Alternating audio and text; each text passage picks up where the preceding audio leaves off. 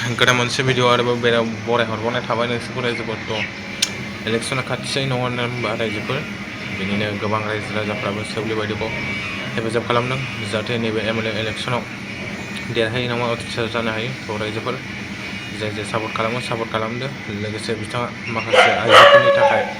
मा सानदों नङा रायजो राजाफोरनि गेजेराव माखासे खोथा फोरमायदों सेवलि महिलारि मेडामा रायजोफोर बिथांनि खोथा बुंनायफोरा नंगौना नङा आरो बिथाङा फैगोन समाव रायजो राजाफोरनि थाखाय मा खामानि मावलांगोन नैबे खौरांनि गेजेराव मिथिगोन नैबे भिडिअनि गेजेराव मिथिगोन नोंसोर नायलांजोबबानो जाबाय रायजोफोर नैबे भिडिअनि गेजेरजों सेवलि महिलारि बिथाङा मा बुंखो नङा आइजोफोरनि फारसे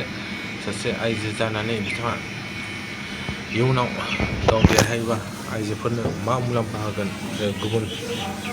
उन्दै गथ' आरो इयुथ्सफोरनि थाखाय मा मुलाम्फा लाबोगोन बिथाङा नैबे भिडिअनि गेजेरजों माखासे खोथाखौ फोरमायनो नागिरदों थ' रायजोफोर नायलांबानो जाबाय भिडिअखौ गोदानबा साबस्क्राइब खालामदो आरो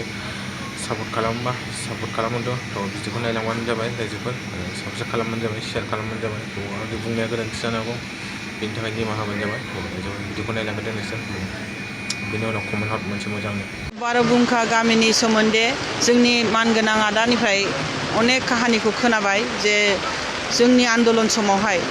बड'फा उपेन्द्रनाथ ब्रह्मनि आन्दलन समावहाय जोंनि आइजो माहारिया माबायदि जिनाहारि खालामजादों आरो बियो पृथिबिनि गेजेरावनो बिरल जे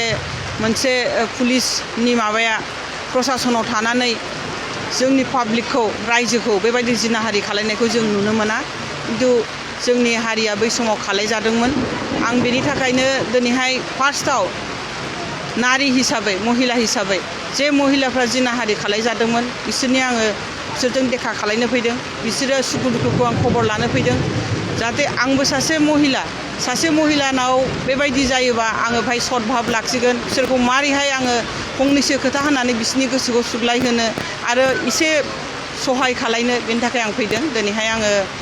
केन्डिडेट हिसाबै आंनि समस्थियाव गोलैबाय इयुनावहाय आं बिसोरनि थाखाय खामानि मावगोन जे नाहक समाजाव जिखुनु आन्दलन बा जिखुनु रिभलिउसनाव हिन्जाव मानसिफ्रानो रासिन सेक्रिफाइस खालामनांगौ जुदि आं हिन्जाव जानानै हिन्जावनिखौ सहानुभुति होआबा बेथ' अन्नाय जागोन हिन्जावनि दुखुखौ हिन्जावासो मिथिगौ ओंखायनो आं दिनैहाय फैदों